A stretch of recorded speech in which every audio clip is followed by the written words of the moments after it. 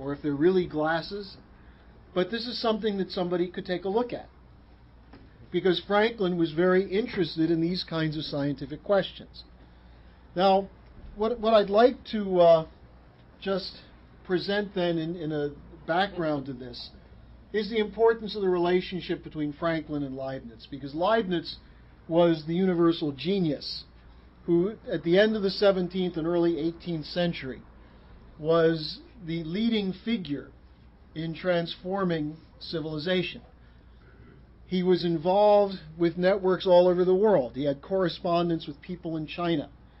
He was involved with Peter the Great in establishing the Academy of Sciences at St. Petersburg in Russia, which became the basis of Russian science, which to this day is an important legacy for the advances of mankind.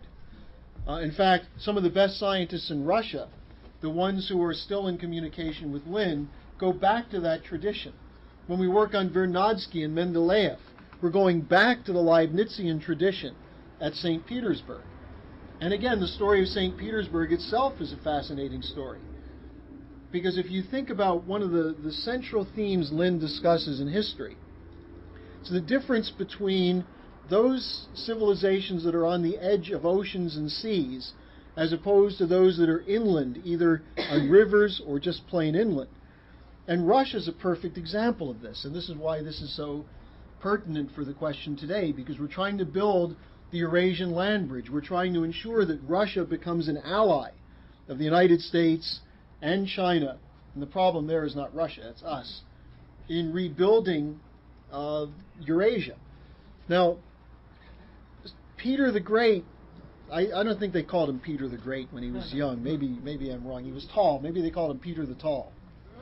Or Peter the Red, because he supposedly had a long red flowing beard. But he went west as a young man to see the difference between Russia and Western Europe. And he visited the shipyards, he visited the various universities, and he came back to Russia and he said, our country's messed up. We don't have science, we got these oligarchs. Our capital is Moscow, which is hard to get to. It burns down every couple of years. Whenever it rains, it floods, and there's mud washing through the city. We need a beautiful new city. And he went to Italian Renaissance designs. He brought in some of the best architects in the world, the best engineers in the world, and built a whole new city, which is a beautiful city, I'm told, from people who visit it to this day, St. Petersburg. And he said to have a beautiful city, it's not just a question of a few beautiful buildings. You have to give it a soul. You have to give it a mission. And the mission was, this was a city on the Baltic, so it was a city with access to the sea through the river. There's a beautiful poem by Pushkin on this. But it was a city that looked out to the west. It was a city that was constructed with form and grace and architectural advances from the Renaissance. But he said it also has to be a city of the future, which means science. And that's why he set up the Academy at St. Petersburg. And so, who did he call on to develop the curriculum for the Academy? Was it Newton, A, or B, Leibniz? B, yes. You just passed your SATs. Actually, in the SATs they say, was it Newton or Locke? Leibniz was the person who we asked, how do we establish a curriculum? That's why Russia has a science program, a space program, metallurgy, advanced engineering, and did not remain a backward nation centered on a city in the middle of a landed area. That is the idea of moving to a coastline with access to the west, even though the Baltic's not a great lake to go through. It still changed the nature of Russia. That's the kind of work Leibniz did. Leibniz was involved in politics in Great Britain, in England, where he was fighting against the people who became the ideologues of the British Empire. He specifically fought against John Locke. Locke wrote a book called Essays Concerning Human Understanding, where he basically said we're like sophisticated rats and pigeons and dogs. He was the original B.F. Skinner. And he said all we know is what we know from sense impressions. And Leibniz circulated a chapter-by-chapter attack on that, which 40 years after his death came out as a book called New Essays Concerning Human Understanding, in which he demonstrated that Locke was an idiot. Now, the Leibniz-Locke fight was the fight that shaped the founding of our nation, because Franklin sided with Leibniz. And that's why we have pursuit of happiness rather than pursuit of property, or life, liberty, and property in our Constitution. A fundamental fight. There are very few professors of economics, of political science, of history, who know this today or will teach it. If you read the standard textbook that goes out to high school students, it says John Locke was the founder of our idea of democracy. That's a fraud, a complete and total fraud, and yet it's in the textbooks. So part of what we're going to do in resurrecting the legacy of Franklin is we're going to expose virtually every teacher, whether they're at Santa Monica College or Ventura Community College, wherever they are, if they're teaching Locke and the American Revolution, we're going to take it on. That's a task we have in 2006. Now, that's an important task, as I'll come to in a moment. Now, what else did Leibniz do, though? He took on one of the greatest frauds in history, a man named Isaac Newton. And he took him on the level of epistemology. And I know we have some people here who are studying, we have calculus classes. This gets to the core of the problem, because it was Leibniz who was the founder, the discoverer, so to speak, or the creator of the calculus.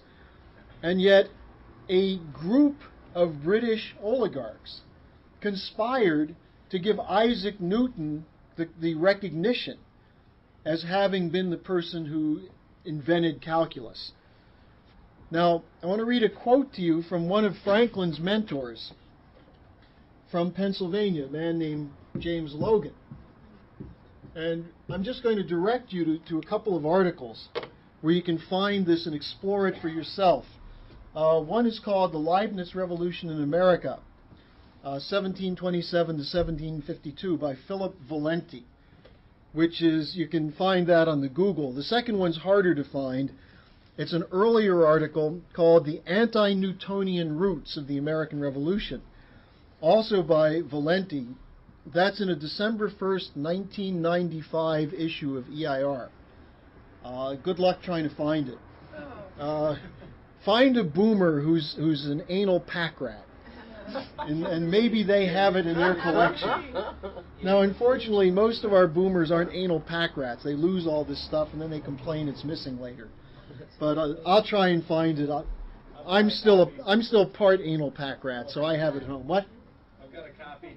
All right. So Nick Walsh. What? I don't know. It's about this big. It says EIR at the top. That's Franklin with a kite.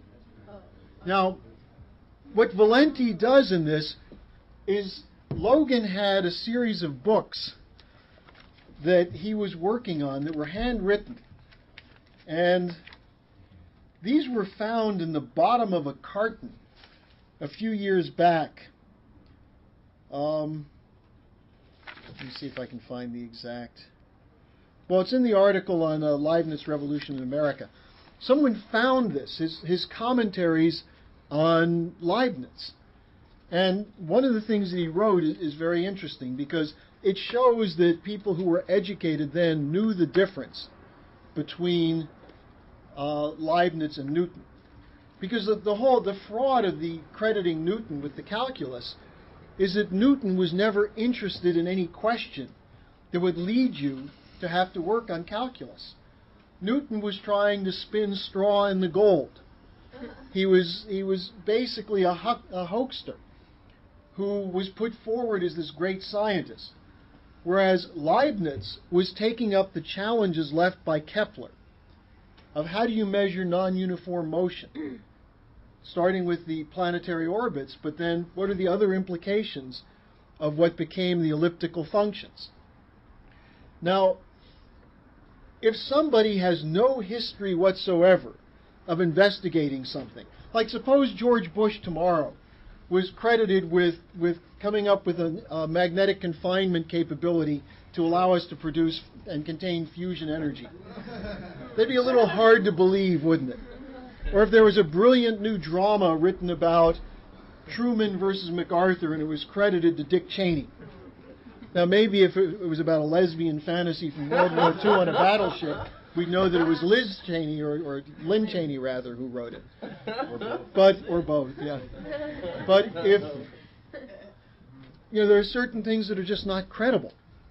Someone who never showed a shred of interest.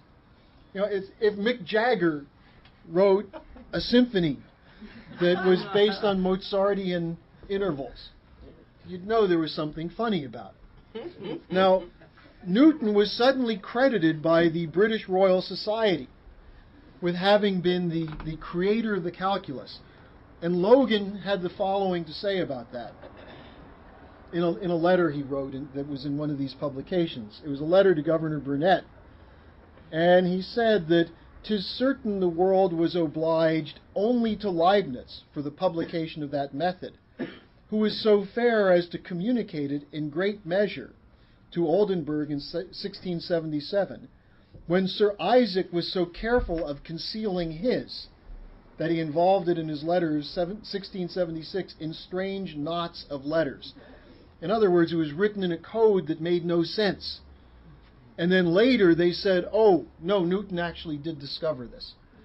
So these kinds of fights, if you look at the last years of Leibniz's life, he was trying to save England with a group of allies, some of whom are very familiar to you, or it should be familiar. Jonathan Swift was one of the allies of Leibniz. Daniel Defoe, who wrote Robinson Crusoe, was an ally of Leibniz. There were astronomers and doctors and scientists in England who were part of the networks of Leibniz. And those scientific networks, 80 years later, were the ones that Benjamin Franklin met with when he went to Britain to try to organize the British not to force the United States or the colonies to remain as colonies.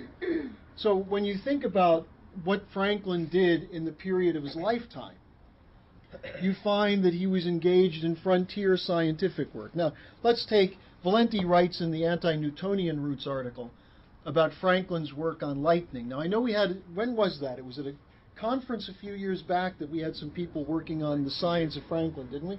About 2 years ago. It was February 2003, I think. It was when Robert and I did the thing on Odette's in Thousand Oaks, where we were working on various experiments that were the Franklin experiments.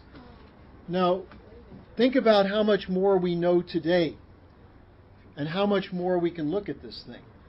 Now, of course, what you're told is that Franklin was a bit crazy because he went out in a storm with a kite and he was lucky he didn't get electrocuted. It wasn't luck. He knew what he was doing. He had a theory. He was testing a hypothesis. Now, what we can do for this year is we take various aspects of this. You take the philosophical question. And I think some people are doing this now. The essays concerning, or the new essays, versus the Locke book. Work through it.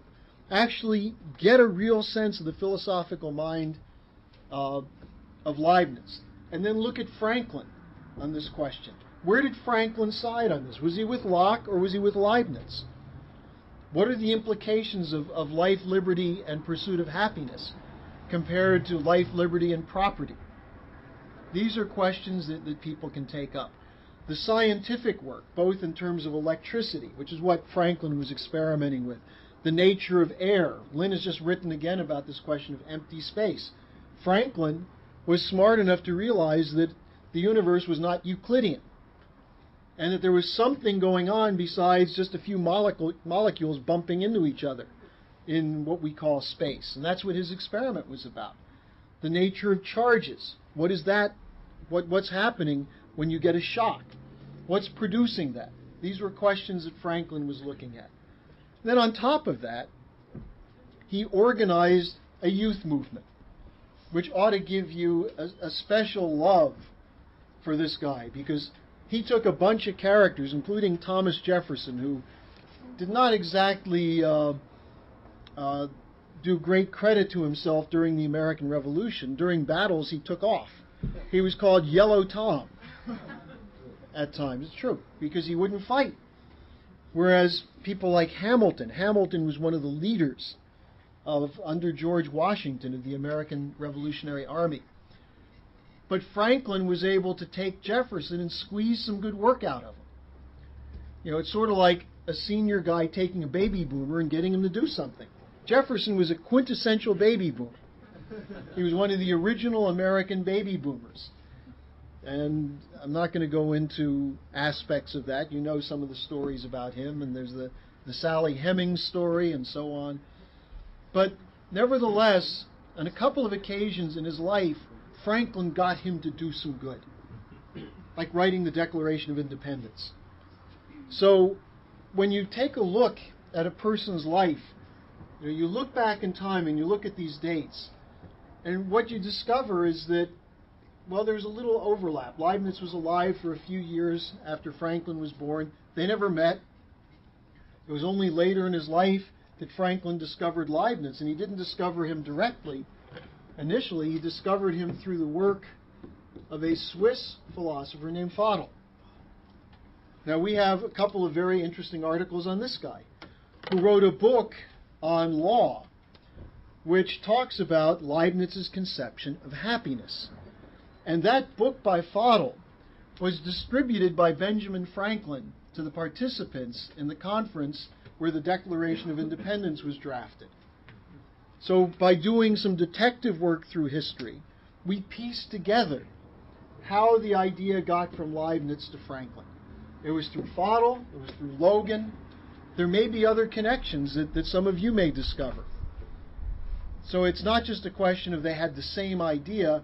There were other people, some of whom we probably don't know today, who worked on similar ideas. Likewise, the role of Kessner. Franklin and Kessner had a meeting in Germany when Franklin was on one of his trips. Now, Kessner was a student of Leibniz, again, not directly, because Leibniz died before Abraham Kessner was born. But Kessner was the one who developed the conceptions in mathematics of a physical science that was responsible for the creation of the development of the mind of Carl Friedrich Gauss. And so again you see an interesting interconnection of key minds in history who accomplished objectives that transformed the world forever. Now, Kessner also had another student named Gotthold Lessing. And Lessing, with Moses Mendelssohn, were two people who defended Leibniz in the court of Frederick the Great against that scoundrel Voltaire and Voltaire's networks. Now, when we talk about Voltaire, you've all heard of Voltaire, right? Yeah. Who hasn't heard of Voltaire? Okay, a couple people haven't. How many of you have read Voltaire's scurrilous piece against Leibniz called Candide? You didn't read it in French, Miwa? Oh, I did. Okay. I took French. Now, Voltaire hated Leibniz. I mean, hated. Voltaire looked at Leibniz the same way Dick Cheney looks at Lyndon LaRouche. Probably threw a fit every time the name came up. Now, Voltaire was a little more talented than Cheney, but not much. So he wrote a story, a play, called Candide. And in it, he has a character which is an attack on Leibniz, a character called Pangloss. Now, he took Leibniz's statement that this is the best of all possible worlds.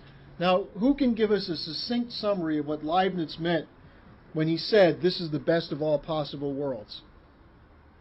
Who here who's worked on Leibniz, knows enough about Leibniz, can give us that kind of summary? Anyone? Yeah, Edward? Well, I guess short version is that human beings work in a world where they enjoy free will, but the principles that the Creator employs to bring the world and the universe into existence are knowable by mankind, and can actually participate in creation and forge their own future according to those same kind of principles, and as a result come to kind of a increased communion with the Creator itself, or the idea of the Creator. And that freedom, and that also the responsibility, the consequent responsibility of having to deal with your actions. It's like if you murder somebody, that's all right, this is your succinct answer. In any case, that is Leibniz's idea of happiness. That All right, anyone else want to try and put forward? I'm not disagreeing. Anyone else with an economy of language put forward the conception of the best of all possible worlds?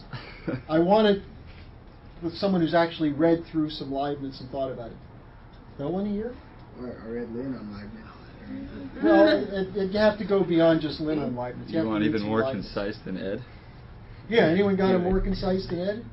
You have the power to determine your own destiny. You have the potential, because you have a human mind, to change history, to change the future history. Does the concept of necessary and sufficient reason ring a bell? Yeah, Brendan? I would just say that we live in a world where making discoveries, which at the same time makes you happy, also improves the condition of mankind. All right, I'll accept that one. And it's a process. All right. Now let's assume that that's a philosophy. How do you think Voltaire treats it? What do you think Voltaire says about that? Bullshit. Bullshit. No, it's merde.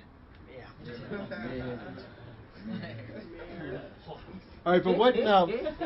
So who's read Candide and can tell us who Dr. Pangloss is? The Attack on Leibniz. Anyone? Tara, you? He's an idealist. He's got his head in the clouds. He's not gonna. His ideals won't get him anywhere. Just sort of. What happens to him? What happens to him in this story? I think he dies.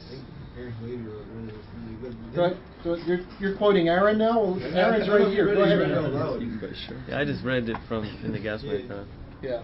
The part where they're on the boat and boats crash and everybody dies except for the big guy and beat him up and stuff, and he's like, wow, this is the best of all possible worlds.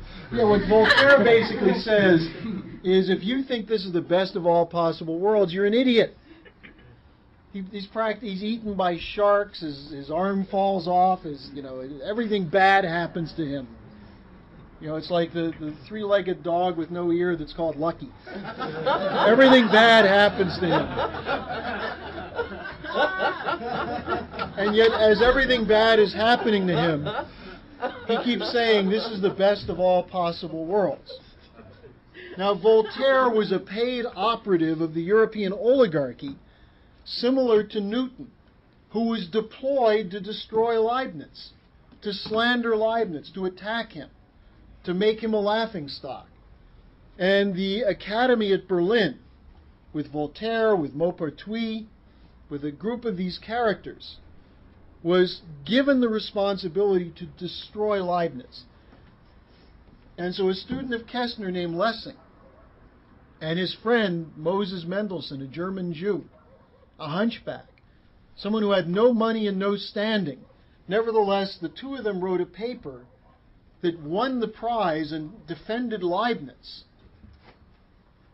Now, Lessing and Mendelssohn later, through their activities on this question of the beautiful, Mendelssohn's writing on beautiful and tragedy, and also that of Lessing.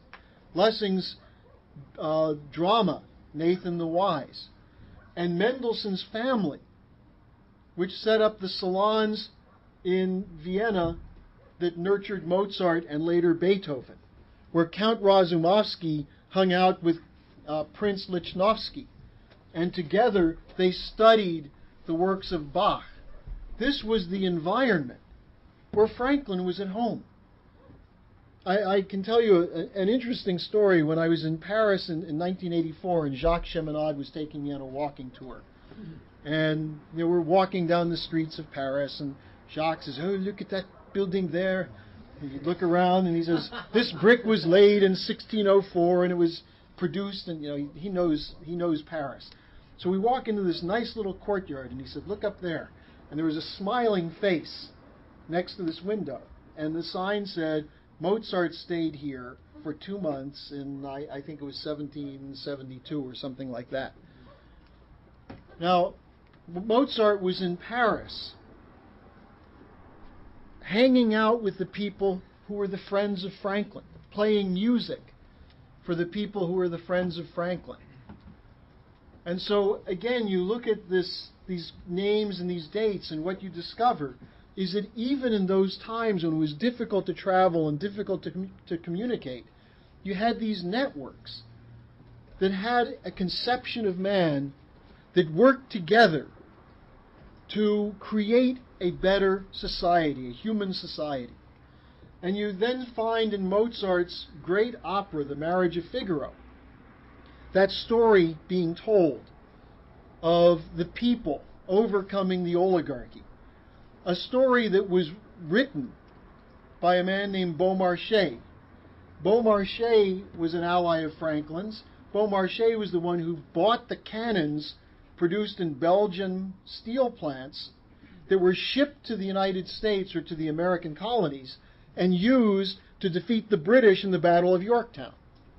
It was Beaumarchais' play, The Marriage of Figaro, that was then brought into Vienna and given to a man named Lorenzo da Ponte, who wrote it for an opera, and Mozart then put it to music.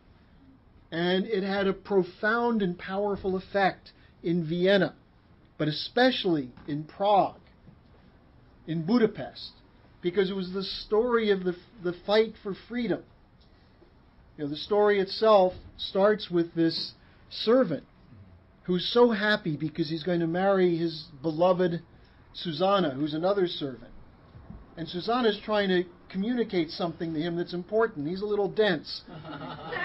Finally, he figures out what she's saying, that the count, who they work for, is going to sneakily try to assert his droit de seigneur, the rights of the master, which in feudal times meant that the virginity of a bride was taken by the lord of the manor and not by her husband.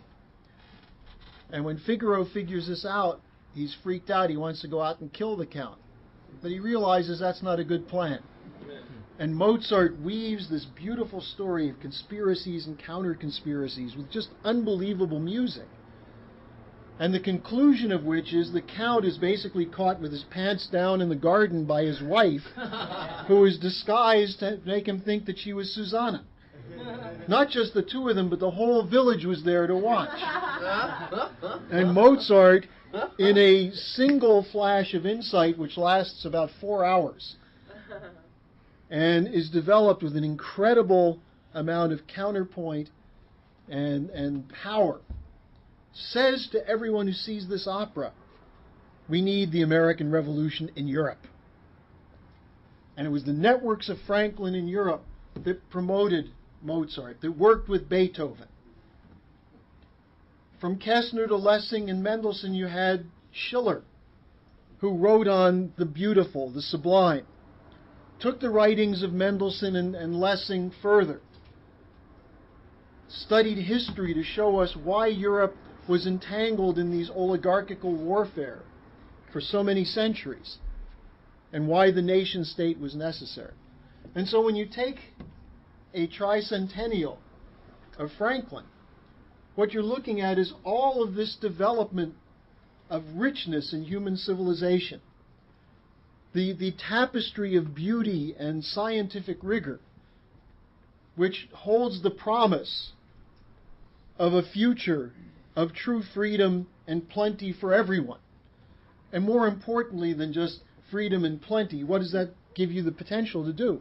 to solve more problems, to unravel further the mysteries of the physical universe, and to use that unraveling, that development of new ideas, to further advance mankind. Not just in terms of numbers or how many pairs of shoes and belts you can have, but the fact that we can explore out into the galaxy. We can terraform other planets, make beautiful new worlds so you never have cities that look like Los Angeles or Houston, but create cities that look a little bit more like St. Petersburg. On Mars, why not? So when we celebrate the 300th birthday of Franklin, this is what we're looking at. Now, if you think about it, January, 17th, we're talking about something that's now less than 3 months away. And so I think we should devote the month of January, the classes and the work done by the LIM, and if we have a conference of some sort in February, present it at the conference. But go on a crash program to work through Leibniz and his allies, what Franklin did, both in terms of politics, in terms of philosophy, in terms of science. So that 3 months from now, when someone says, "Oh, Franklin, who was he?" instead of just punching them in the nose, you can hit them in the back of the head with an idea, with powerful ideas, and show them what they've had stolen from them because of the atrocities that have been done with our educational system. Now, that's universal history. When Lyndon LaRouche says he's 3,000 years old, and he says basically he carries around 3,000 years in his pocket, when you talk to him, that's what you see. I'm just still stunned sometimes. I was at a house with a guy who was a former high-level CIA agent, and Lynn was meeting with him. And it was kind of late at night, and this guy was trying to glug down all the scotch that had been produced in a single year in Scotland. And, because Lynn's a good guest, he was keeping up with him. And so I wasn't able to quite do it. But I was watching the discussion. It's going back and forth and back and forth. And finally, this former top-level, he was actually a paid operative of the CIA. He wasn't an official CIA agent. At a certain point, he brought up to Lynn, he said, "Well, I wonder if you're familiar with where my family comes from." He said, "We come from a province called Bokhara." And Lynn said, "Oh, Bokhara, isn't that in the 12th century, that's where the Arabian stallion was developed?" And Lynn not only knew the history, he knew who developed the Arabian stallion, the path that it took to bring it back into the Middle East where it became known as the Arabian stallion, what happened to it, what happened in that area, how much wood was produced there. I mean, and all of a sudden, this guy who had been drinking for hours, suddenly his face fell. And it was clear he was drunk. And he slurred the words to Lynn. He said, "How the hell do you know so much?" And Lynn said, "It's all the way you order your mind." And he said, "I can give my mind orders all night. And I'll never remember all this."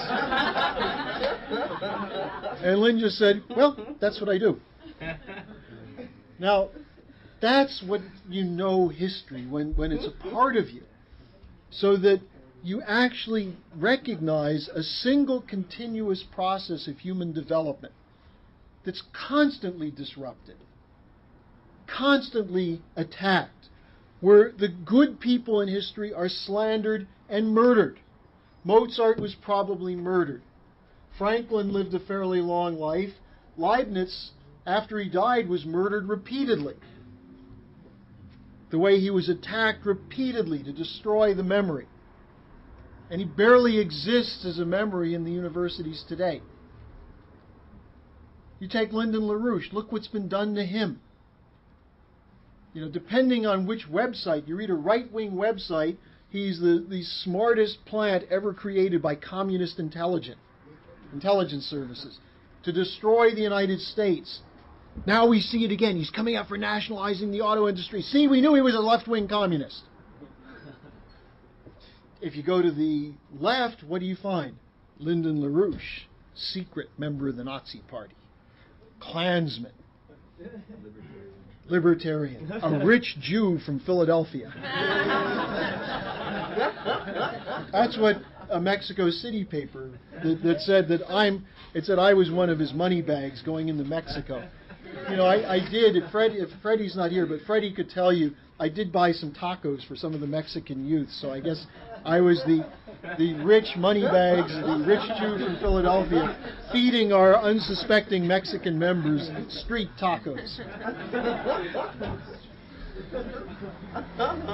So if you're going to be a leader, as Lynn said today, leadership is lonely,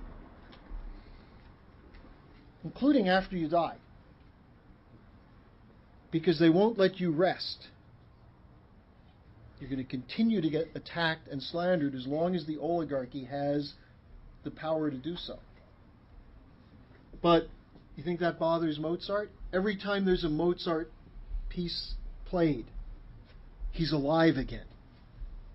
When you go see the Marriage of Figaro, unless it's performed by butchers, you walk out of the theater alive. You know what it means to be human. You're happy, you're excited. You work through some of the problems posed by Kessner, and Sky and others have been translating. You read an essay by Leibniz, and some of Leibniz's essays are not that long. They're dense, there's a lot in them. But you struggle and you work through it, and you get to the end and you say, this is interesting, I've got to go back and work on it again. And so you're reaffirming your connection to that continuity in history every time you do that. And that's how we should treat this 300th birthday of Franklin, and also the 250th birthday of Mozart. I think that's sort of being lost here. You know, he had the disadvantage of being born 50 years after the great genius Franklin. But I think we ought to give Mozart his due.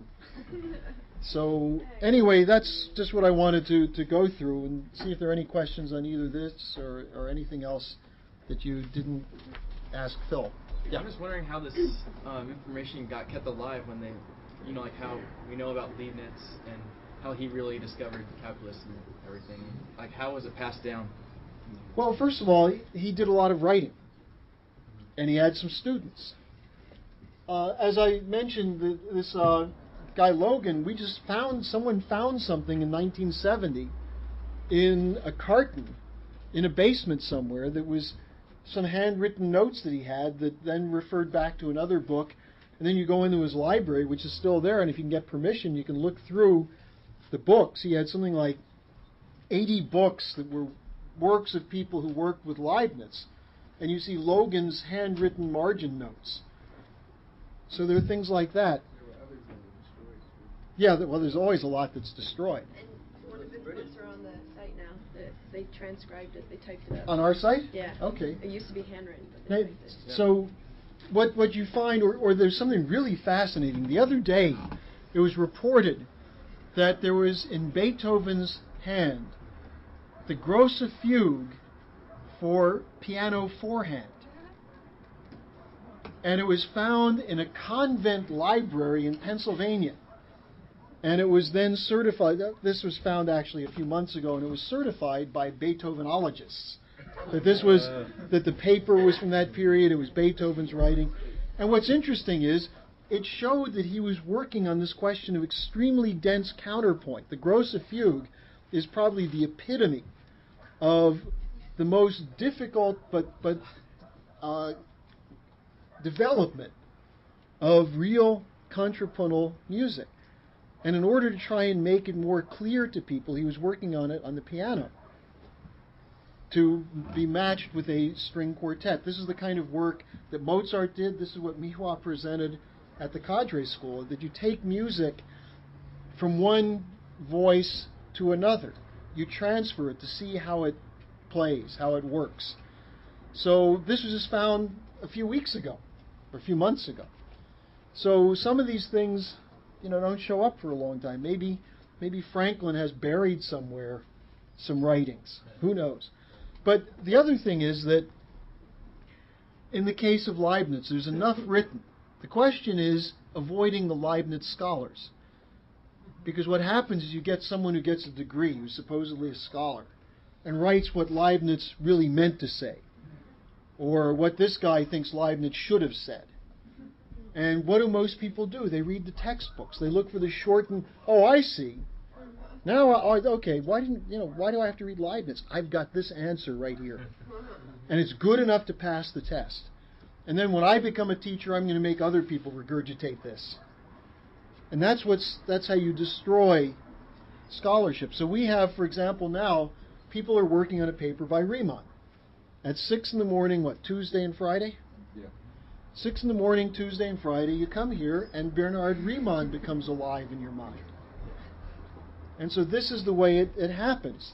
Now, when I was talking with with Lynn tonight, we were talking about what's going on with the limb. And he said this is becoming an educational movement, a social movement for education, where we're developing a core of people who are truly the kinds of teachers that can communicate ideas that have been lost for centuries. Now, he called it like a post-medieval group. What he means is that, yeah, well, think about it, the Middle Ages, the Dark Ages. The Brotherhood of the Common Life came along. Now, you couldn't download Plato. You couldn't go on an internet or to a library. You might have one Plato manuscript in 1,000 miles distance. So what would you do? You'd send people where it is, and they'd write it out. They'd learn to do lettering by writing the Plato. Maybe they do it in Greek, so they have to learn Greek. So they set up schools around this. This is what the Brotherhood of the Common Life did. And probably some of these have mistakes here and there when a student started at 5 in the morning and fell asleep because he couldn't get coffee till 8 or something like that. You may have to correct these things. Maybe for years people made a mistake because a student made a mistake. So you have to go back to the original. But it's this kind of meticulous, rigorous work. And when you're copying, you're not just copying, you're working on the ideas. So that's how, so when Lynn says we're a post-medieval university, this is what he's talking about. That we're taking these works and working through them. Reading them and then going at the ideas. And not in a vacuum, but in the context of what were these fights about? What were the issues that were being debated that we see coming forward in these papers, like the Gauss paper? Why is it important that Gauss is going after Lagrange and others?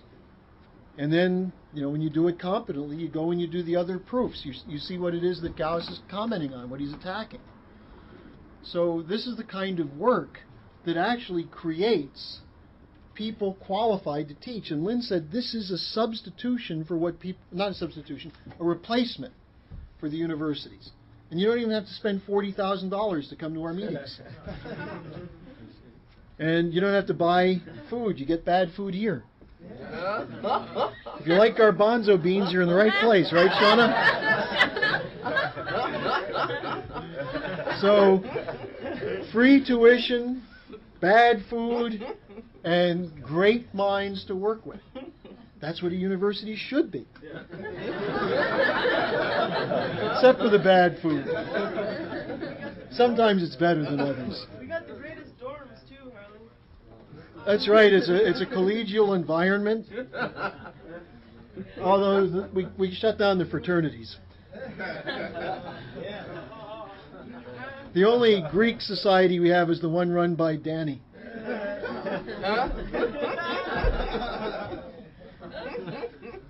So, other questions?